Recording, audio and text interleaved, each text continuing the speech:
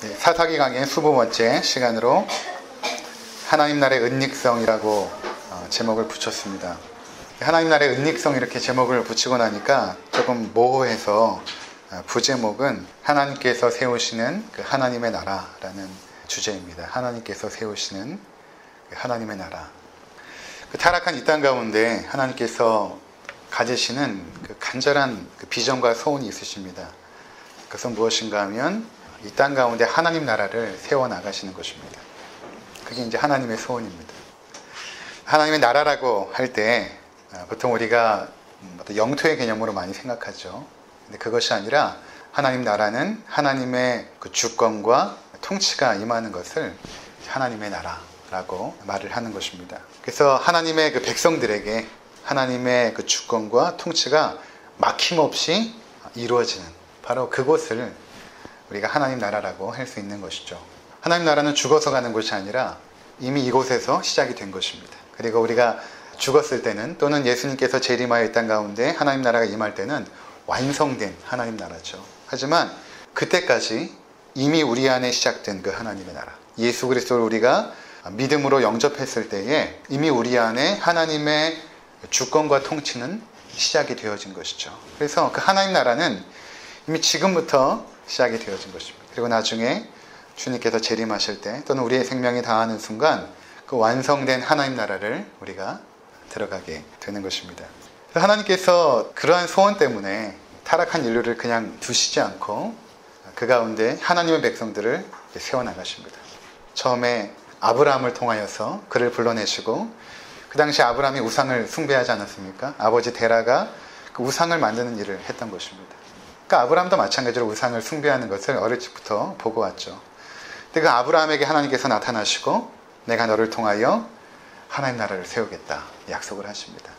내가 너를 가나안 땅으로 인도하겠고 그 가나안 땅에서 그 약속의 땅에서 너의 자손을 하늘의 별처럼 많게 할 것이다. 내가 가나안 땅에서 하나님 나라를 시작할 것이다. 그렇게 약속을 하셨던 것입니다. 그리고 그 약속들이 성경에서는 계속해서 진행이 돼 나가는 것입니다. 드디어는 여호수아 때에 이르러서 하나님의 백성들이 가나안 땅에 들어가서 거기에 있는 모든 죄의 문화들을 진멸시키시죠. 진멸시키고 나서 하나님을 예배하고 순종하는 그의 백성들이 그곳에서 살게 됩니다. 그렇다면 왜 하나님께서 가나안 땅을 굳이 지목하셨는가? 왜 가나안 땅에서부터 하나님 나라를 세우기를 소원하셨을까? 그것은 그 당시에 가나안 땅이라는 지역의 우상 숭배 문화가 굉장히 극심했기 때문입니다. 지금도 그 땅에 가서 신전들을 파헤쳐 보면 그 신전 밑에 어린 아기들의 유골이 수백 개, 수천 개씩 나오고 있습니다. 그러니까 우상 숭배 문화는 반드시 어떠한 현상으로 이어지냐면 인간의 존엄성을 파괴하는 문화와 연결되어 있습니다. 우상 숭배는 반드시 그런 결과를 가져오는데 왜냐하면 하나님을 두려워하지 않기 때문이죠. 살아계신 하나님을 두려워하지 않고 우상, 우리가 지난 시간에 배운 것처럼 그 보이지 않는 하나님을 어떤 지역에 눈에 보이는 형태로 우리가 주무르려고 하기 때문에 인간은 자기의 욕망을 채우려는 방식으로 그 우상을 숭배하게 되어 있습니다.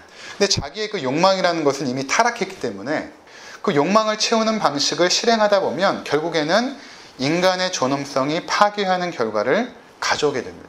그러니까 어린아이의 그 인권을 존중하지 않고 그 어린아이를 죽여서라도 자기 욕망을 채우는 것이죠. 그리고 우상 숭배 문화는 인간의 존엄성을 파괴하기 때문에 여성의 인권을 짓밟습니다. 여성을 그냥 종처럼 노예로 부려버리죠. 인간다운 삶이 없어지는 것입니다. 그것이 바로 가나안 땅에 있었던 것입니다. 그리고 여성의 인권을 존중하지 않다 보니까 수많은 성적인 타락과 범죄들이 일어나기 시작합니다. 동성애는 물론일 뿐만 아니라 이미 그 당시에도 가나안 땅에는 동성애 문화가 판을 치고 있었던 것입니다. 근데 그러한 타락한 그 가나안 땅에 하나님의 백성들, 나중에 아브라함 이후에 쭉 혈통이 이어져서 야곱의 그 12아들, 특별히 요셉을 통하여 70명의 하나님 백성이 창세기 47장에 보면 구성이 되고 그들이 애굽 땅에서 번성하죠. 그래서 나중에는 60만 대군을 이룰 정도로 그들이 그 땅에서 번성하게 됩니다. 그렇게 애굽 땅에서 하나님 백성을 이렇게 잘 하나님께서 양육하시다가 나중에는 그들을 통하여 가나안 땅으로 들어가게 하십니다. 그래서 그 땅을 진멸하고 그곳에서 하나님 나라를 시작하기를 원하셨던 것입니다. 그런데 그 여호수아 때에는 이제 승리하는 것처럼 보였어요. 하나님의 백성들이 그곳에서 하나님을 경배하고 또 하나님 말씀에 순종하는 것처럼 보였습니다. 그러나 여호수아 이후의 세대들은 급속도로 타락하기 시작합니다. 그들은 가나안의 문화에 동화되기 시작하였고 가나안 사람들과 함께 그 땅에서 공존하는 길을 선택을 합니다. 그러니까 그 가나안의 우상 숭배 문화가 우리가 지난 시간에도 보았지만 이스라엘의 거주지 한복판에 들어와 있는 것입니다. 이스라엘 사람들이 살아가는, 하나님의 백성들이 살아가는 그 삶의 터전 한복판에 바알 신전이 있었고 아세라 목상이 있었던 것입니다. 그들이 그 길을 선택한 것입니다. 그 결과 이스라엘 백성들의 삶은 어떻게 되었을까요? 가나안의 문화와 동일한 현상들이 나타나게, 나중에 결론 부분에 말씀드리겠지만 아주 참혹한 현실들, 아주 끔찍하고 참혹한 현실들이 이스라엘 하나님의 백성들 가운데 일어나기 시작을 하는 것입니다. 그렇다면 우리가 오늘 주목하고자 하는 것은 무엇인가 하면, 하나님께서 이 땅 가운데 소망하신 그 하나님 나라는 어떻게 되어가는 것인가. 그의 백성들이 결국에는 잠깐 승리하는 것처럼 보이다가 결국에는 실패를 거듭하게 된다면 하나님 나라는 과연 이 땅에서 좌절되고 실패하고 마는 것인가 하는 것입니다. 자, 우리가 이 부분을 염두에 두고 오늘 본문을 대하도록 하겠습니다. 이스라엘과 미디안 대군과의 전투지만 이 장면은 우리 가운데 하나님의 나라가 과연 어떻게 세워질 것인가를 보여주는 아주 중요한 장면이기 때문에 그러한 차원에서 오늘 본문을 접근하도록 하겠습니다. 우리가 알다시피 메뚜기 떼와 같은 미디안의 군사들, 그들이 8장에 가면 13만 5천 명이라고 명시하고 있습니다. 그들을 대항하기 위해서 이스라엘에서 군사들이 모입니다. 그들이 몇 명이냐면 3만 2천 명. 4배가 넘는 미디안 군사와 한판의 전쟁을 앞두고 있습니다. 자, 그런데 하나님께서 어떻게 하시냐면 숫자가 너무 많다는 것입니다. 너를 따르는 백성이 너무 많은즉, 이 말씀을 하십니다. 너무 많다.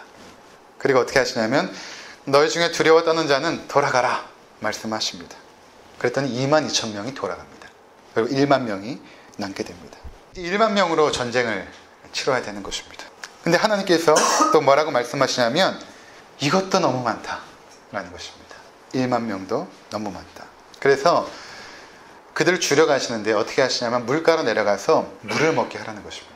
그랬더니 한 부리의 사람들은 개가 물을 핥아 먹는 것처럼 그렇게 물을 핥아 먹기 시작합니다. 그리고 또 한 부류는 손으로 물을 움켜쥐고 이렇게 먹기 시작합니다.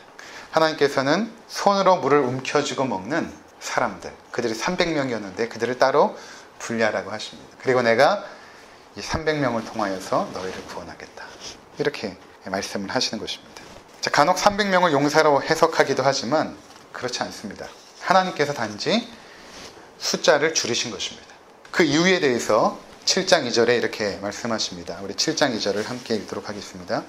여호와께서 기드온에게 이르시되 너를 따르는 백성이 너무 많은즉 내가 그들의 손에 미디안 사람을 넘겨주지 아니하리니 이는 이스라엘이 나를 거슬려 스스로 자랑하기를 내 손이 나를 구원하였다 할까 함이니라.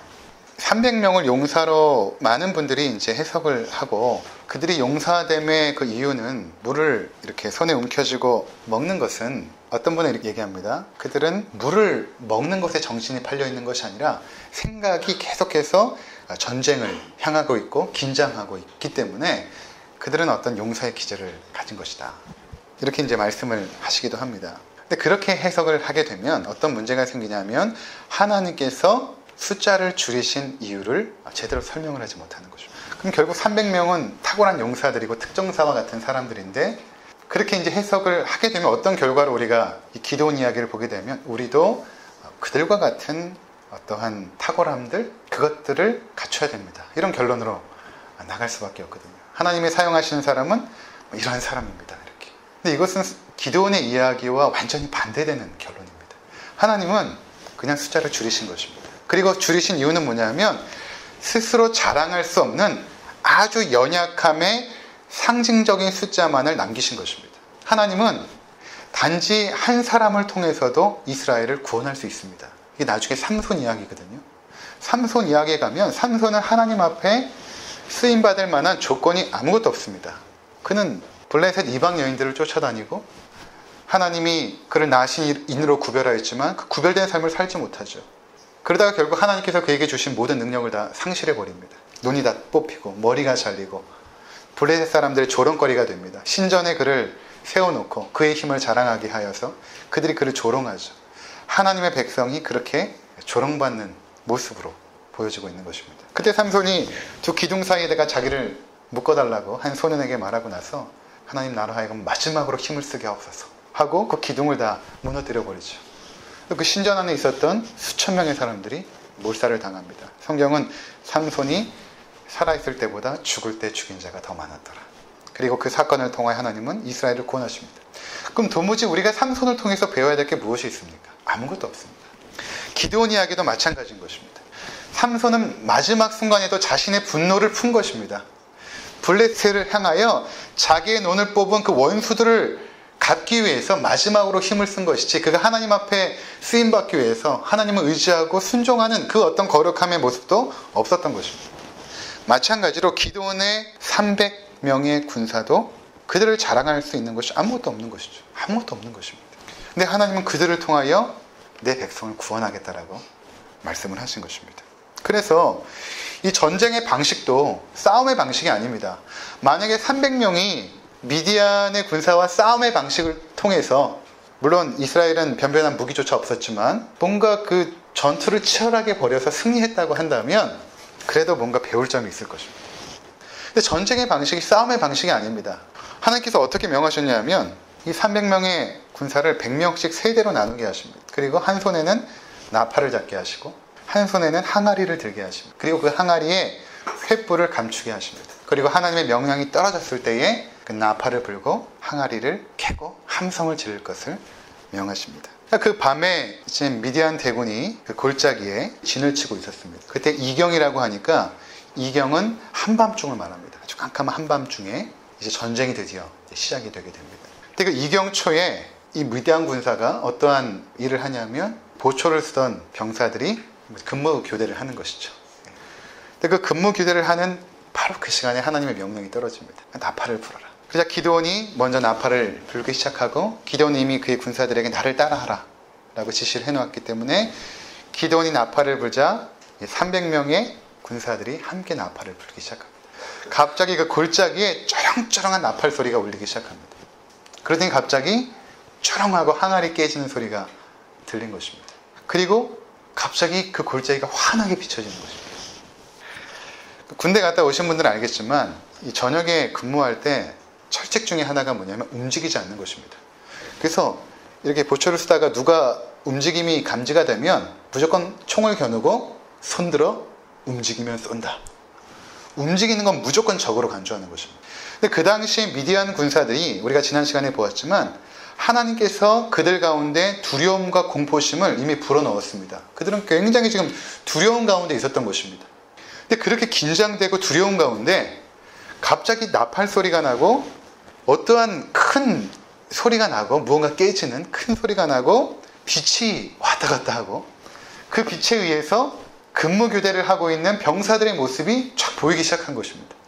그러니까 그들이 어떻게 되었는가 하면 우리 21절과 22절 한번 보도록 하겠습니다. 각기 제자리에 서서 그 진영을 에워싸매 그 온 진영의 군사들이 뛰고 부르짖으며 도망하였는데 300명이 나팔을 불 때에 여호와께서 그 온 진영에서 친구끼리 칼로 치게 하심으로 적군이 도망하여 스레라의 벳시다에 이르고 또 답밭에 가까운 아벨 무홀라의 경계에 이르렀으며, 그러한 일이 있을 때에 자기들끼리 치고 받고 죽이는 전쟁을 했다는 것입니다. 이스라엘 군사들이 한 거는 이게 다입니다. 나팔 불고 항아리 깨고 소리 지르고. 그랬더니 그 미디안의 메뚜기 떼와 같은 군사들이 서로 적군이라고 생각하고 옆에 잠자고 있는 친구를 서로 적이라고 생각하고 죽이기 시작한 것입니다. 그러면서 이제 도망가기 시작하는 것이죠. 그 300개의 불빛 아래서 서로가 적군인 줄 착각하여 서로 죽이는 전투를 벌인 것입니다. 그럼 과연 이러한 전쟁에서 누가 무엇을 자랑할 수 있었겠습니까? 하나님 나라의 승리라는 것은 이와 같은 모습을 통하여 우리 가운데 임한다라는 것입니다. 가나안 땅에 그렇게 임한 것처럼 하나님 나라의 승리라는 것은 우리 가운데 임할 때도 이와 같이 임한다라는 것을 보여주는 것입니다. 여기에는 그 어떤 인간의 자랑이나 능력이나 지혜를 드러낼 수 없을 정도로 오직 하나님만이 영광 받으시고 하나님만이 높임을 받는 방식으로 하나님 나라는 이 땅 가운데 임하게 된다는 것입니다. 하나님의 일도 마찬가지죠. 하나님이 지금 우리 가운데서 행하시는 일들, 우리의 구원 어떻습니까? 하나님께서 하셨죠. 하나님께서 우리의 구원을 이루어 가십니다. 거기에는 우리의 어떠함이 영향력을 끼치지 못합니다.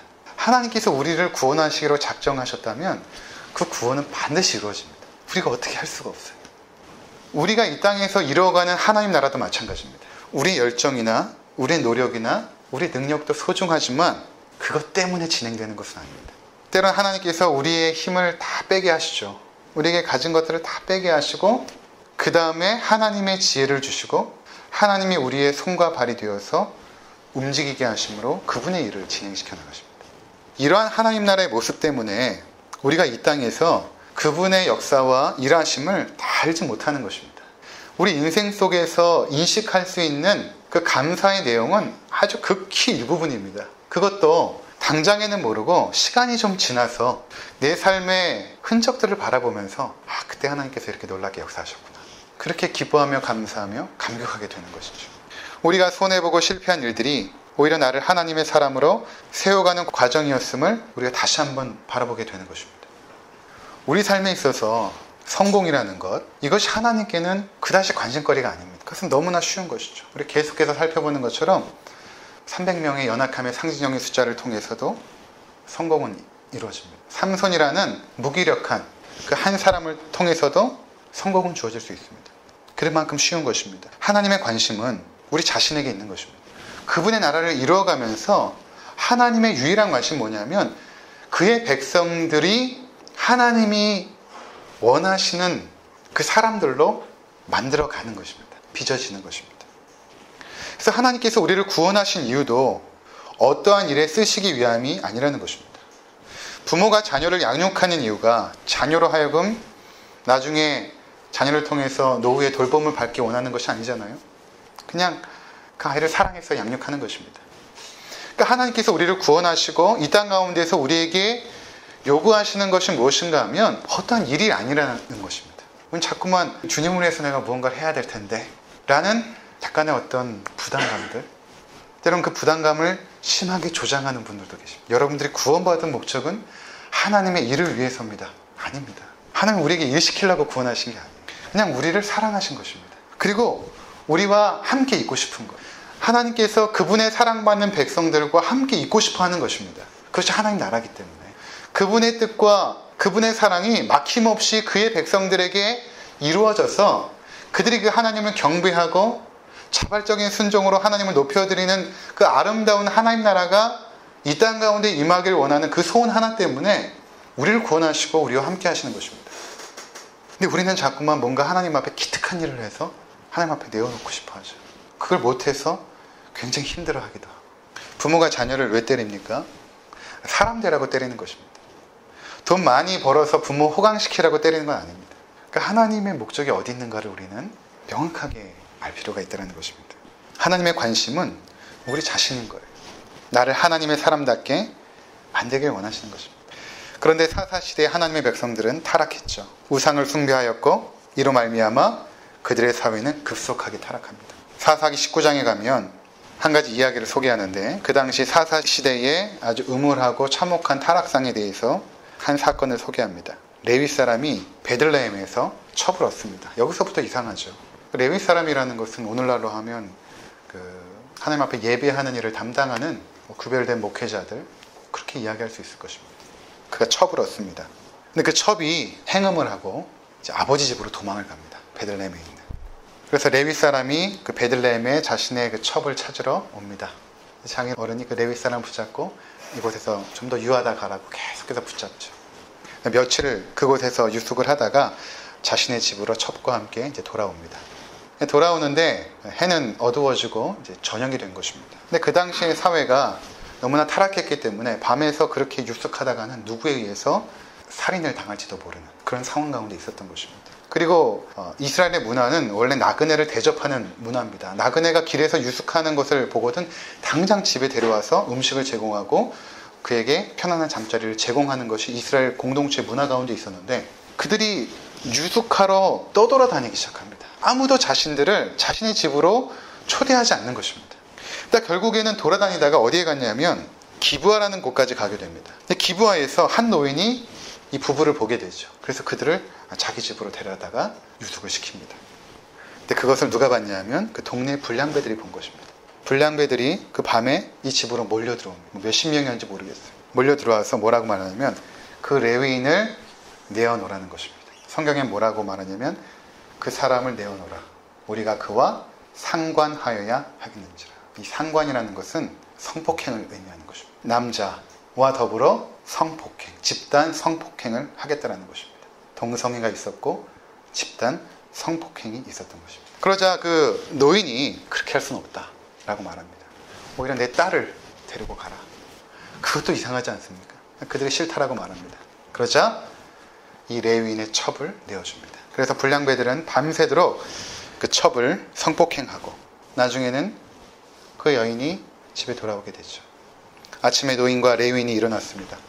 그 문지방에 그 첩이 엎어져 누워서 죽어 있는 것을 발견합니다. 그러니까 레위인이 이 첩을 데리고 갑니다. 데리고 가서 이 시체를 12토막을 냅니다. 그리고 이스라엘 각 지파에 보내게 되죠. 여러분, 어떻게 이스라엘 하나님의 백성 가운데 이렇게 끔찍하고 참혹한 일이 있을 수 있겠습니까? 성경은 그것을 감추지 않거든요. 과연 가나안 땅에서 이루겠다라고 한 그 하나님 나라가 어떻게 된 것입니까? 그런데 이 사사기를 딱 지나서 룻기에 들어가면, 우리 룻기 1장 1절 한번 볼까요? 사사들이 치리하던 때에 그 땅에 흉년이 드니라. 유다 베들레헴의 한 사람이 그의 아내와 두 아들을 데리고 모압 지방에 가서 거류하였는데, 사사들이 치리하던 시대에 일어난 사건인데, 이것도 장소적인 배경이 어디냐면 그 베들레헴입니다. 이전에 제가 방금 말씀드렸던 그 레위인의 이야기도 베들레헴이 배경인데, 이것도 베들레헴이 배경. 근데 흉년이 들으니까 한 사람이 자신의 그 아내와 두 아들을 데리고 이 모압 지방으로 갑니다. 이제 거기서 이제 살기 시작하는데, 이 남자가 죽습니다. 죽고 아내와 두 아들이 남겨지죠. 이 여인의 이름이 누구냐 하면 나오미입니다. 나오미가 이 두 아들을 위해서 이 모압 땅에서 며느리들을 얻죠. 두 명의 며느리를 얻게 됩니다.